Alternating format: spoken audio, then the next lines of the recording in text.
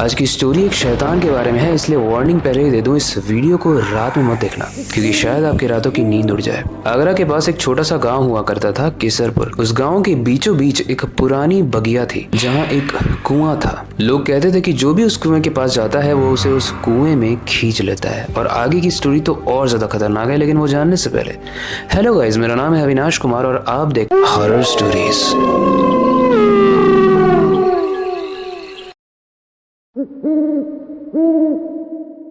Guys, उस गांव के बीच में जो एक शैतानी कुआं था, गाइस ऐसा माना जाता है कि बहुत समय पहले एक तांत्रिक उस कुएं के पास बैठकर काला जादू कर रहा था, वो भी अमावस्या की रात में। लेकिन जब वो वहां से उठता है तो उसका पैर फिसल जाता है और वो उस कुएं में गिरकर मर जाता है। लेकिन अमावस्या की रात में वो जो काला जादू कर रहा था वो जादू अधूरा रह जाता है, जो उस पर ही भारी पड़ जाता है और इसी वजह से वो शैतान बनकर उस कुएं में जी रहा है। अब जो भी उसके पास से गुजरता था वो उसे अपने कुएं में खींच लेता था, बिकॉज उससे उसकी भूख मिटती थी। कुएं में कई बार गिरने से बहुत सारे लोगों की मौत हो चुकी थी और लोग इस चीज से कन्विंस हो चुके थे कि वहां पर एक शैतान रहता है जिसके पास हमें नहीं जाना चाहिए, वरना वो अपने पास खींच लेता है। एक दिन एक निखिल नाम का लड़का उस गाँव को घूमने आता है। निखिल का नेचर कुछ ऐसा था कि वो बहुत ज्यादा बदमाश टाइप का था, रूल्स को ना मानने वाले कुछ होते हैं ना हमारे दोस्त, वैसा टाइप का। उसने ऐसा सुना था दूर से कहीं कि गांव के कुएं में एक शैतान रहता है। तो निखिल अपने दोस्तों से कहता है क्यों ना हम जाके देखें कि उस कुएं में आखिर है क्या। उसके दोस्त बोलते हैं तू पागल हो गया है क्या, तुझे पता है लोग वहां के बारे में क्या कहते हैं।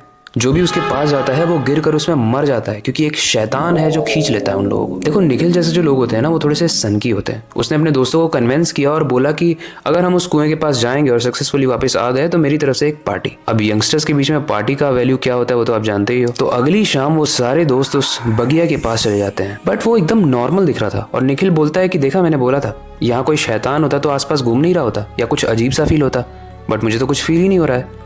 और इस बार हम प्रूफ करके दिखाएंगे कि यहाँ पर कुछ भी नहीं है और ये सिर्फ स्टोरीज हैं और पार्टी मैं नहीं तुम लोग दोगे अगर गलत प्रूफ होते हो तो। पीछे से आवाज आती है ठीक है, लेकिन जब निखिल पलट कर देखता है तो वहां कोई भी नहीं था। निखिल पूछता है अपने दोस्तों से ठीक है किसने बोला। उसके दोस्त बोलते हैं कि मतलब हमने नॉड किया, ठीक है तो नहीं बोला, बट इस चीज को वो इग्नोर करते हैं कि हो सकता है किसी के भी मुंह से ठीक है निकला हो, एक्नॉलेज ही तो किया। धीरे धीरे वो कुएं के पास जाते हैं और जैसे ही सब अपनी मुंडी से उस कुएं में झांकते हैं, थोड़ी देर तक देखते हैं, वहां से कुछ आवाज आ रही होती है। जब वो ध्यान से सुनते हैं तो अजीब सी बुढ़िया जैसी कमजोर बट क्रीपी आवाज आ रही थी, नीचे आ जाओ, इस टाइप की। वो सारे लोग डिसाइड करते हैं कि वहां से वापस चलते हैं, लेकिन निखिल बोलता है कि इस कुएं के अंदर चलते हैं, एकदम ऑपोजिट, क्योंकि निखिल को अभी तक कुछ सुनाई शायद दिया नहीं था। उन लोगों के मना करने के बाद भी निखिल नहीं मानता है और एक रस्सी डालकर नीचे उतरने लगता है। लेकिन जैसे जैसे निखिल नीचे उतर रहा है उसे उस कुएं की ठंडक फील होने लगती है और ऐसा फील होने लगता है कि नीचे बहुत काला पानी है जिसमें उसे कोई तैरता हुआ दिखाई दे रहा था, लेकिन एग्जैक्टली उसे समझ में नहीं आ रहा था। तभी वो आवाज कि तुम आ जाओ, मैं तुम्हारा वेट कर रहा हूँ, नीचे आओ, ये तेज होने लगती है। निखिल को लगता है इससे नीचे जाना सही नहीं रहेगा, तो वो लोगों को बोलता है कि मुझे रस्सी से ऊपर खींचो।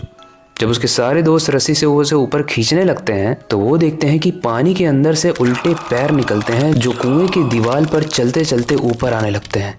जैसे ही ये दृश्य देखते हैं सब लोगों की फट जाती है। वो निखिल को बहुत तेजी से ऊपर खींचते हैं और सब के सब वहां से बस भागने लगते हैं। गाइस, उनके हिसाब से वो भाग रहे थे, लेकिन जब वो नीचे देखते हैं तो वो देखते हैं कि डिस्टेंस तो कम हो ही नहीं रहा है और वो कुएं के पास ही खड़े हैं और वो बस जैसे भी भाग रहे हैं, मतलब आप इमेजिन करो कि आप भाग रहे हो बट आप आगे मूव नहीं कर रहे हो, बस आप फिसल रहे हो एक जगह पे। पीछे से बहुत तेज आवाज आती है और जैसे वो पीछे मुड़कर देखते हैं वो शैतान अपने बड़े स्वरूप में था।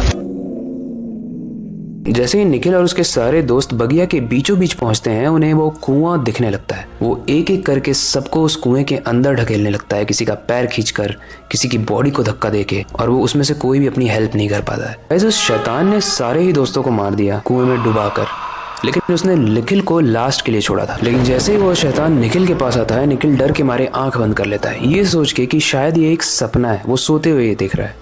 और जैसे ही वो आंख खोलता है वो ये देखता है कि वो कुएं के अंदर गिर रहा है और धीरे धीरे वो कुएं में डूबकर मर जाता है।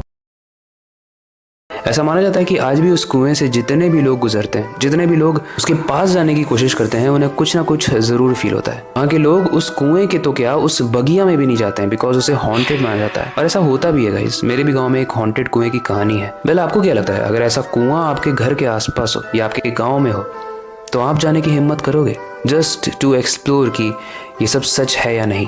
क्या इसमें कोई ब्रेवरी है या एडवेंचर है?